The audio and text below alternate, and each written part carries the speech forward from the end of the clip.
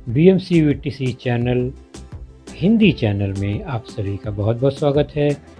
इस वीडियो को देखने के बाद आप लोगों के लिए इसके डिस्क्रिप्शन बॉक्स में कुछ आसान से प्रश्न दिए गए हैं जो कि इस वीडियो से संबंधित है। उन्हें हल करने का प्रयास ज़रूर कीजिए और फिर वीडियो देखने के बाद उसमें एक छोटा सा डिस्क्रिप्शन बॉक्स में छोटा सा गूगल फॉर्म भी है, उसे ज़रूर भरें। अपने सुझाव अपनी राय को उसमें ज़रूर भरें ताकि हम वीडियो को और इम्प्रूव कर सकें।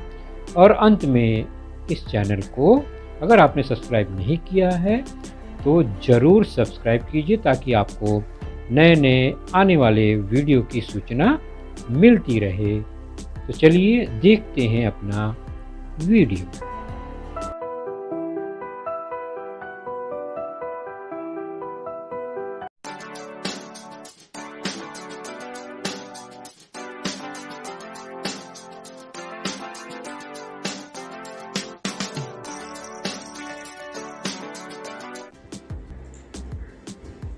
शिष्यवृत्ति परीक्षा कक्षा 8वीं विषय गणित में आप सभी का बहुत बहुत स्वागत है।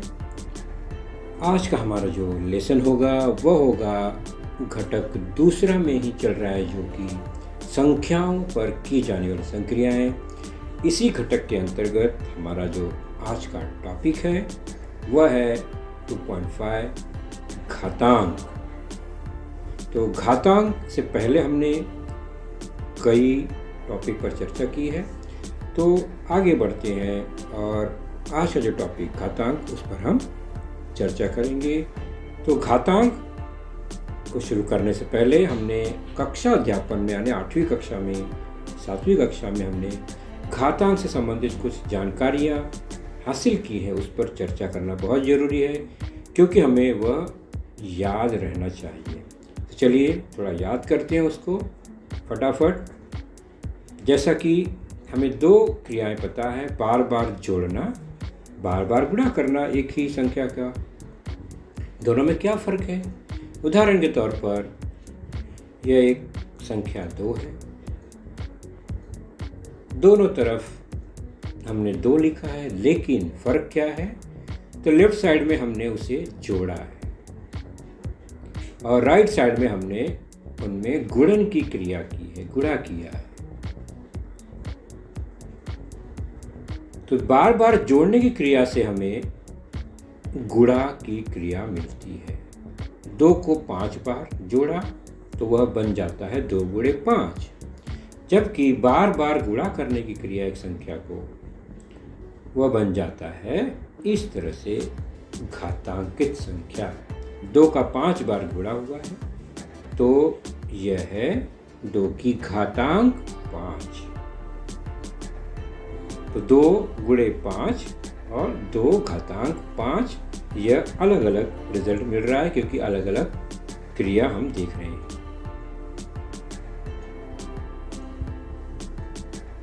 तो 2 गुणे 5 यानी गुणा का निशान के रूप में लिखी गई संख्याओं को गुणन रूप कहा जाता है, जबकि घातांक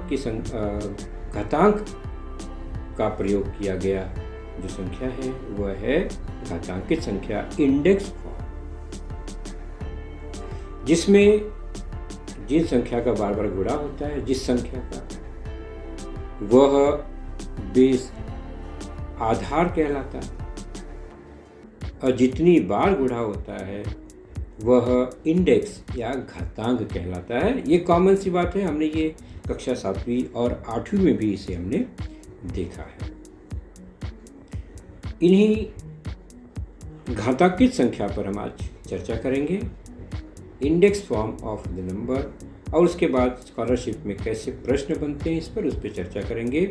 तो हमने देखा हर घातांकित संख्या में आधार होता है, बेस घातांक होता है, इंडेक्स, और उसके बाद इन्हीं घातांकित संख्याओं में कुछ नियम बनते हैं, उनमें गुणा के, उनमें भाग के कुछ नियम बनते हैं, उन्हें हम घातांक के नियम कहते हैं। उसे भी फटाफट देख लेते हैं।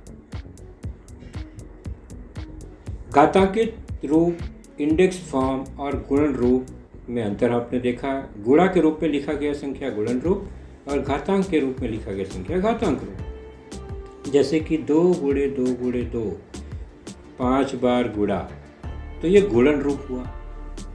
इसी को घातांक के रूप में लिखना हो तो 2 का गुणा है इसलिए 2 आधार, और 5 बार गुणा है, 5 बार वह संख्या है इसलिए 5 घातांक हुआ, इंडेक्स हुआ। तो आधार बेस 2, घातांक इंडेक्स 5 है, ये आपने अभी देखा।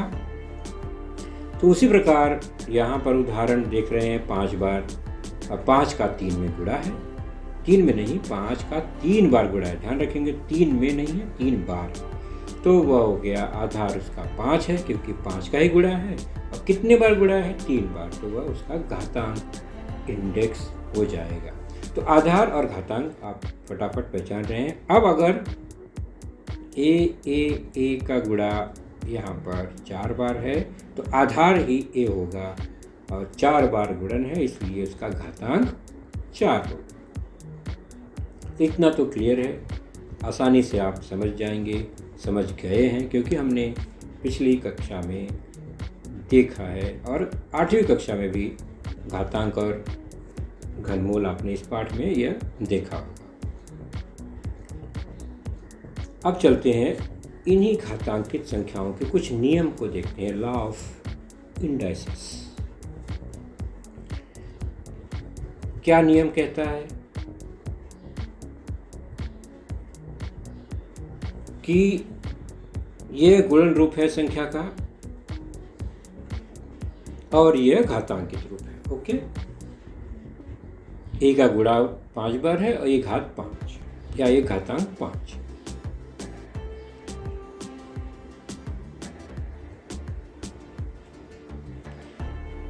हम इसको थोड़ा सा डिवाइड करके देखते हैं, ए गुणा ए, 3 को अलग करते हैं और 2 को अलग करते हैं। देखिए क्या रूप मिलता है। ए का गुणा 3 बार तो ए की घात 3 बन गया, और ए का गुणा 2 बार घात 2 बन गया, और बीच में गुणा है ही है पहले से, और रिजल्ट है हमारा ए की घात 5। इसका मतलब ये हुआ कि घातांकित संख्याओं में अगर गुणा होता है तो उनके घात में गुणा नहीं होता है, उनके घात को जोड़ना पड़ता है। ऊपर देख रहे हैं 3 घातांक 2 घातांक जोड़ दिया तो हमें फाइनल रिजल्ट मिलता है 5। तो आधार वही रहता है। अगर आधार समान है तो घातांकित संख्याओं का गुणन रूप में उनके घात को जोड़ते हैं। ये पहला नियम, अर्थात ए की घात m, ए आधार है और उसी आधार की घात n भी है, यानी आधार वही घातांक अलग। तो फाइनल रिजल्ट जो गुणनफल आएगा वह दोनों घातांकित संख्याओं का योग होगा, आधार वही। तो a की घात m धन n, m और n जुड़ जाएगा, घातांक जुड़ जाती हैं। m और n जो है वो पूर्णांक संख्याएं हैं, ये ध्यान रखेंगे हम।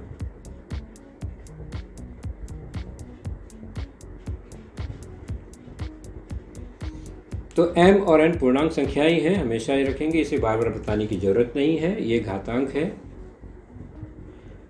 तो अब हमने जो पहली नियम को देखा हुआ था कि आधार समान हो, घातांक अलग अलग है, तो उनका जो परिणाम है, फल है, वह आधार वही रहेगा, घात जुड़ जाती है। तो घातांकों का योग होता है घातांक की संख्या में अगर गुणा हो तो।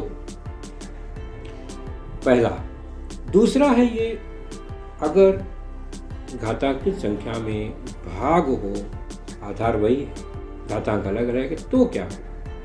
तो नियम बनेगा आधार वही रहेगा और उनमें अंतर हो जाएगा।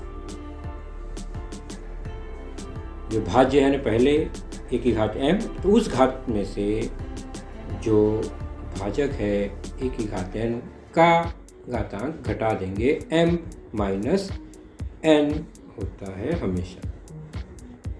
उदाहरण देख लेते हैं संख्या के रूप में 5 की घात 3 गुणे 5 की घात 4। तो इसका परिणाम आएगा 5 की घात 7। 3 और 4 जुड़ जाएंगे, गुणा नहीं होगा, 3 चौक 12 नहीं आएगा, जुड़ जाते हैं 3 और 4 7।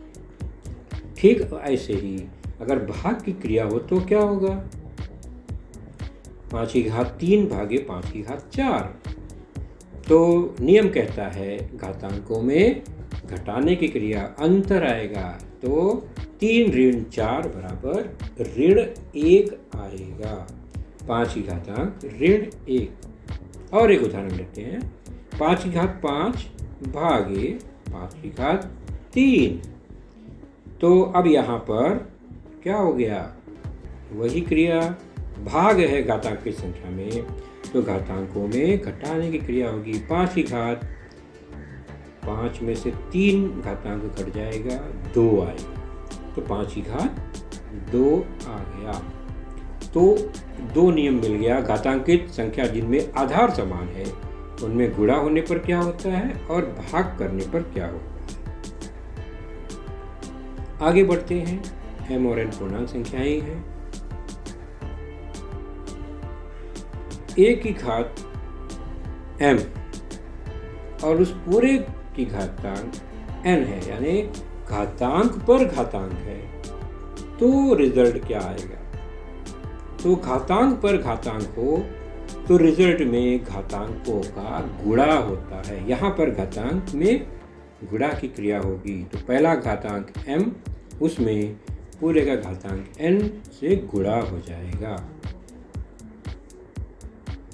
तो यह घातांकों में गुणन की क्रिया। और आगे बढ़ते हैं। अगर घातांक ऋणात्मक है तो आधार को गुणात्मक प्रतिलोम लिख देते हैं, अर्थात a है तो 1/a कर देंगे, तो जो घातांक है वह उसका चिन्ह बदल जाएगा, विपरीत हो जाएगा, वह हो जाएगा धन n। तो ऋणात्मक घातांक को हम सीधे सीधे सरल नहीं करते हैं। जब भी हमें ऋणात्मक घातांक की संख्या आएगी हमें उसे धनात्मक में बदल के ही काम करना होता है, सामान्य तौर पर गुणा और भाग की क्रियाओं में। तो इस तरह से आधार का गुणात्मक प्रतिलोम करते हैं तो घातांक धनात्मक हो जाता है। उदाहरण लेते हैं। 5 की घात 3 और उस पूरे की घात 2 है, तो घात पर घात है तो क्या होगा? घातांकों में गुणा की क्रिया, 2 तियां 6। ठीक वैसे ही अगर घातांक ऋणात्मक है उसे धनात्मक बनाना है तो 5 का गुणात्मक प्रतिलोम 1/5, तो घातांक धनात्मक हो जाएगा, धन 3। तो किसी भी संख्या का घातांक का चिन्ह बदलना है तो उस संख्या आधार को हम गुणात्मक प्रतिलोम कर देते हैं। 5 है तो 1/5, 2/5 है तो 5/2 कर देंगे, 1/7 है तो 7/1 कर देंगे। इस तरह से यह गुणात्मक प्रतिलोम करने पर घातांक विपरीत हो जाता है, चिन्ह बदल जाता है। तो हमने देख लिए कुछ 4 नियम। अगला नियम है, अगर आधार कोई भी हो, कितनी भी बड़ी से बड़ी संख्या हो, कितने से बड़ा गुणनफल हो, गुणात्मक क्रियाएं हो, अगर उस पूरे की घात 0 है, यानी घात 0, आधार कुछ भी हो, घात 0 है तो उसका मान सदैव 1 होता है। बहुत आसान है, घात 0 है तो 1 ही आएगा, चाहे कुछ भी हो जाए। और अगर घात 1 है किसी आधार का तो कुछ करने की जरूरत नहीं है, उत्तर वही आधार आ जाएगा। जो आधार है वही आएगा, कब? जब घात 1। तो जब भी कोई संख्या लिखी होती है उसमें घातांक नहीं दिखता है, मतलब उसमें घातांक 1 होता ही है। उदाहरण के तौर पर 5 की घात 0 है, कोई फर्क नहीं पड़ता, 0 है घातांक तो 1 ही उत्तर आएगा। ठीक उसी प्रकार 5 की घात 1 है तो घात 1 होने से कोई फर्क नहीं पड़ता, 5 ही आएगा। तो इस तरह से कुछ नियम हमने अभी देखे। आगे बढ़ते हैं और घातांक के नियम में कुछ नियम जो और हैं वो देख लेते हैं। यहाँ पर देख रहे हैं कि ए गुणे बी है। ए गुणे बी का मतलब क्या? दो अलग अलग आधार की संख्या है, लेकिन उन सब को घातांक एक ही है, यानी ए गुणे बी, दो गुणनफल की संख्या का घात m है, तो इसका मान वो दोनों के लिए घात m के बराबर होगा, अर्थात a के लिए भी m है, गुणे b के लिए भी m है। मतलब आधार अलग अलग है, घातांक अगर समान है तो घातांक की संख्या में गुणा होने पर दोनों के लिए वह घातांक कॉमन हो सकता है। और अगर दोनों के लिए कॉमन है, उसका उल्टा बता रहा हूँ मैं, दो संख्याओं का गुणनफल की घातांक अगर कोई एक संख्या है तो वह घातांक दोनों के लिए लागू होता है। अगला है आधार और घातांक। आधार दो आधार में भाग की क्रिया हो, जैसे गुणा में था, भाग की क्रिया है a बटा बी, और दोनों के लिए m है, तो सेम नियम है, वह अंश के लिए भी घात होगा और हर के लिए भी वही घात होगा, अर्थात a के लिए भी m, b के लिए भी m। इस तरह से उसको सरल रूप देके हम हल करेंगे। एग्जाम्पल लेते हैं 5 गुणे 7, अलग अलग आधार, दोनों की घातांक 3, तो इसका मान 5 की घात 5 के लिए भी 3 और 7 के लिए भी 3 होगा।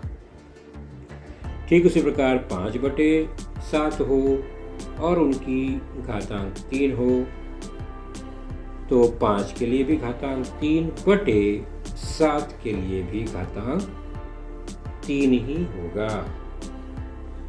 तो कुछ हमने 8 प्रकार के एक सामान्य सा नियम देखा। इन्हीं पर आधारित कुछ क्रियाओं को समझेंगे आगे हम। अब देखते हैं, अगर घातांक पूर्णांक संख्या के बदले परिमेय संख्या जैसे 1/m के रूप में घातांक हो, तो हमने पहले कहा कि घातांक पूर्णांक संख्या है तो वो नियम देख लिया। अब अगर घातांक 1/m है तो उसे क्या कहा जाता है? अर्थात बटे के रूप में है, वो भी 1/, के रूप में। 3 का वर्ग, चलिए देखते हैं, और 3 का वर्गमूल, दोनों में क्या फर्क है?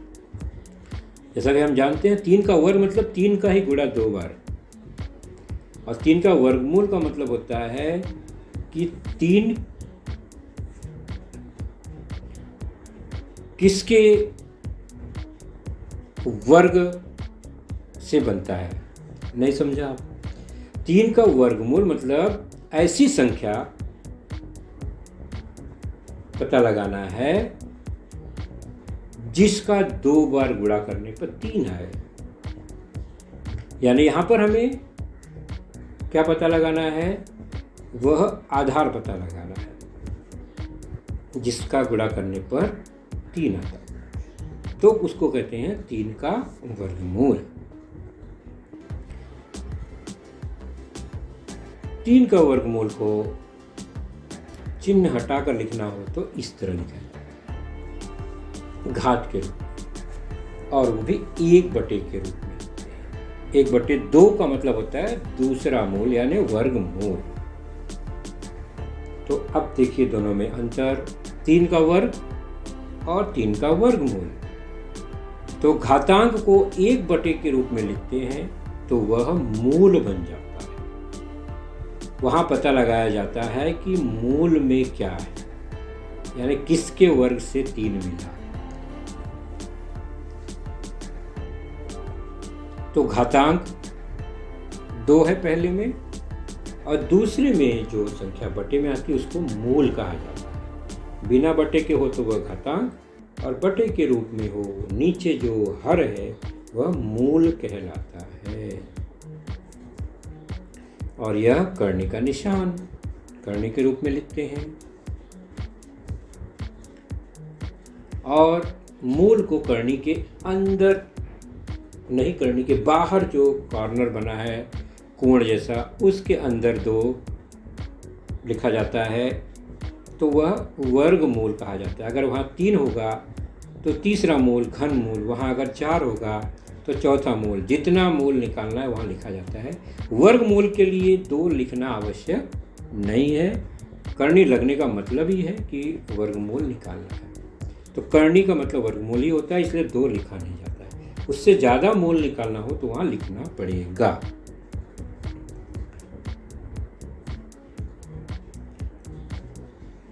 तो यह अंतर जरूरी क्या है वो देखते हैं। यह है करनी ए।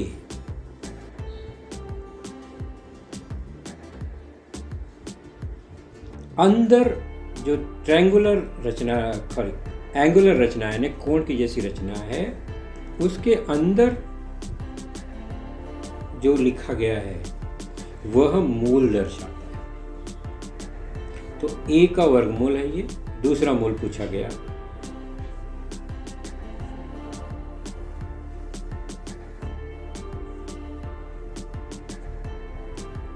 तो ए का वर्गमूल वहाँ 2 नहीं लिखा है तो ए का वर्गमूल हुआ, और अगर 2 लिखा है तो ए का दूसरा मूल। दोनों का अर्थ एक ही है, लेकिन नंबर लिखने के बाद हम मूल के रूप में इसे पढ़ते हैं, और दोनों समान ही हैं।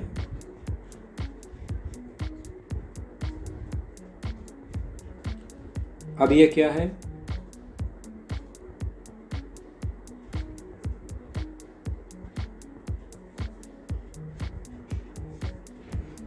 अब यहाँ देखें तो यह मूल नहीं है। कौन सा? 2 करनी में ए। क्या ये बराबर होंगे? एक है वर्गमूल यानी दूसरा मूल, दूसरा है 2 गुणे करनी में ए। दोनों में अंतर है, इसलिए ये बराबर नहीं है।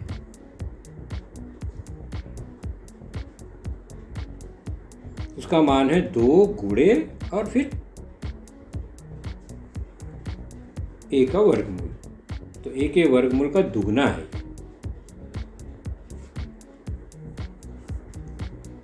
तो ये प्रमुख अंतर है। सामान्य तौर पर लिखने में हम गलतियां कर देते हैं, तो इसे हमेशा ध्यान में रखिए। 3 की घात 4 और यह क्या है बता सकते हैं आप? क्या है दोनों में अंतर? 3 घातांक 4 है और ये 3 का चौथा मूल या 3 मूल 4। तो ये फर्क है, या मूल है, चौथा मूल। अर्थात ऐसी कौन सी संख्या है जिसका 4 बार गुणा करने पर 3 मिला?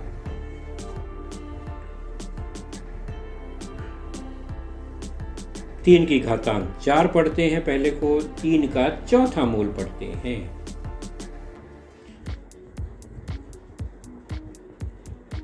और लिखते समय कैसे लिखेंगे अब करनी का उपयोग करके? तो 3 लिखेंगे। अब मूल कहाँ लिखा जाता है? मूल उस कोणात्मक रचना के अंदर लिखते हैं, छोटा सा थोड़ा होता है। तो ये हो गया 3 का चौथा मूल। 4 करनी 3 नहीं पढ़ेंगे इसे, 4 गुणे करनी 3 नहीं है, ये 3 का चौथा मूल है। ऐसे ही 1-2 उदाहरण देख लेते हैं, आप फटाफट जान जाएंगे। ये है 5 की घात 3 या 5 घातांक 3, और 1/, के रूप में अगर लिख दिया तो ये बन जाएगा 5 का तीसरा मूल। तो घातांक 3 है और ये मूल 3 है। 5 की घातांक 3 बन गया और 5 का तीसरा मूल। करनी के रूप में लिखना हो तो कैसे लिखेंगे ये भी हम जान गए। और 5 की घातांक 3 को अलग से नाम है, जैसे 5 का घात 2 को वर्ग कहते हैं, घात 2 को वर्ग, घात 3 को घन कहते हैं। ये 2 स्पेशल नाम है। वैसे ही मूल है तो 5 का घन मूल, जैसे वर्गमूल होता है वैसे घनमूल, तीसरा मूल को घनमूल कहते हैं। और करनी के रूप में लिखने के लिए घनमूल को मूल दिखाने के लिए वह 3 लिखना जरूरी है। तो 5 का तीसरा मूल या 5 का घनमूल। वर्गमूल और घनमूल ये 2 स्पेशल नाम है दूसरे मूल और तीसरे मूल के लिए। जैसे घात 2 घात 3 के लिए स्पेशल नाम है वर्ग और घन।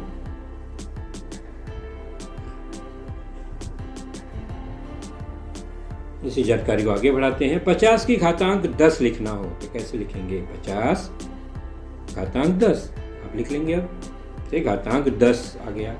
अब 50 का 10वां मूल लिखना हो तो आप कैसे लिखेंगे? तो 50 और 10वां मूल लिखना है तो 1/10 हो जाएगा उसकी घातांक। 50 की घातांक 1/10 को मूल के रूप में पढ़ा जाता है। 50 का 10वां मूल चिन्ह के रूप में कैसे लिखेंगे? करनी में 50 और उसका मूल उस गुणात्मक रचना के अंदर आ जाएगा 10। तो इसे 10 करनी 50 न पढ़ के 50 का 10वां मूल पढ़ा जाता है। ये बात ध्यान रखेंगे हमेशा। तो इस तरह से कई उदाहरण हैं, आप देख रहे हैं। 100 का 8वां मूल मतलब 1/8, 100 की घात 1/8, तो 8वां मूल हुआ। 55 का वर्गमूल लिखना हो तो वर्ग मतलब दूसरा मूल, तो 55 1/2 या 55 लिखेंगे, करनी में 55 लिखा तो भी 55 का वर्गमूल होगा। इस तरह से यहाँ पर हमें मूल लिखने की जरूरत नहीं है उस गुणात्मक रचना के अंतर्गत। ये हम नहीं लिखेंगे तो भी वो वर्गमूल ही कहलाता है। इतना तो हमने जान लिया, लेकिन 8वें मूल के लिए वहां 8 लिखना जरूरी है। 100 का 8वां मूल।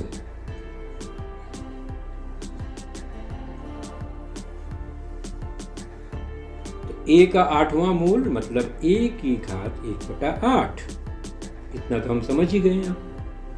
तो मूल 8 हो गया और उसे चिन्ह में लिखना होगा तो करने में ये लिख के उसके मूल के स्थान पर 8 लिखेंगे। a का nवां मूल तो a की घात 1/n, तो मूल नीचे आएगा 1 के रूप में और उसे चिन्ह में लिखना हो तो इस तरह से चिन्ह के रूप में लिखते हैं। करनी में a है और करनी के अंदर जो मूल का स्थान है वहां पर n आ जाएगा।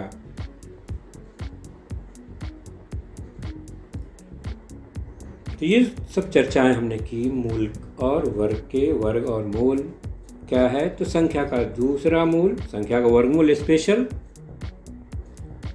दूसरे मूल को वर्गमूल कहते हैं, जो कि इस तरह से लिखा जाता है, इस तरह से पढ़ा जाता है। और तीसरे मूल को घनमूल कहते हैं। ये दो स्पेशल है, मैंने पहले बताया, वर्ग और घन। मूल तीसरा या घनमूल, a का घनमूल। तो वर्ग को घात 2, घन को घात 3, वैसे ही वर्गमूल को 1/2 और घनमूल को 1/3 घातांक होता है।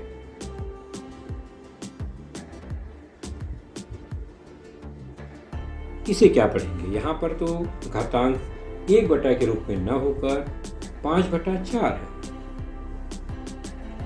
इसका मतलब यह है a की घातांक 5 जो ऊपर लिखाया था अंश, वह पूरा घातांक माना जाता है या होता ही है। तो a की घातांक 5 है और जो नीचे है वो 1/4 ही है।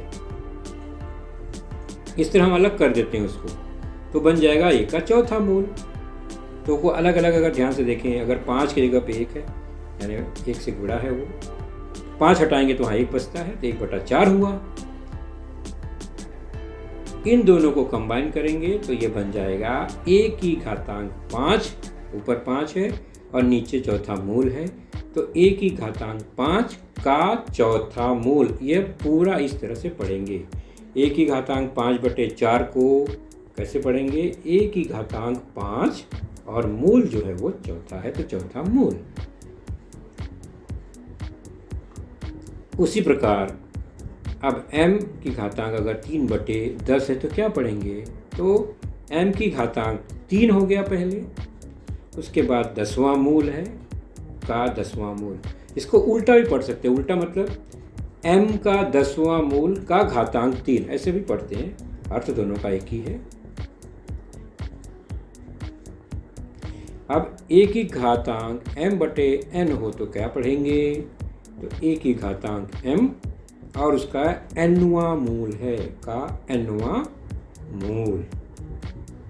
तो ये परिमेय संख्या अगर घातांक की संख्या परिमेय हो तो किस तरह से हम उसके अंश और हर को घातांक और मूल के रूप में पढ़ते हैं, वाचन करते हैं।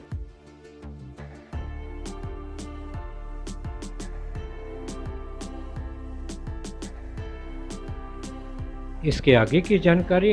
तो बच्चों, आपने देखा आज का लेसन, उसके प्रमुख मुद्दों को ध्यान से बार बार दोबारा देखकर समझने का प्रयास कीजिए, क्योंकि एक बार देखने पर किसी को भी वो पूरा मुद्दा समझ में नहीं आता। तो जैसे ही हम 2 बार 3 बार देखेंगे तो हमें वह समझ में आने लगेगा। और इसके आगे की जानकारी जो होगी बच्चों, वह निश्चित ही हमारे अगले वीडियो में होगी। तो उस वीडियो को देखने के लिए, उसकी सूचना प्राप्त करने के लिए जो नीचे सब्सक्राइब का बटन होता है उसे ज़रूर प्रेस कीजिए और नोटिफिकेशन ऑन रखिए, ताकि जैसे ही हमारा लेसन चैनल पर डाला जाएगा आपको वह तुरंत प्राप्त होगा। तो अपना ख्याल रखिए, सुरक्षित रहिए। Thank you.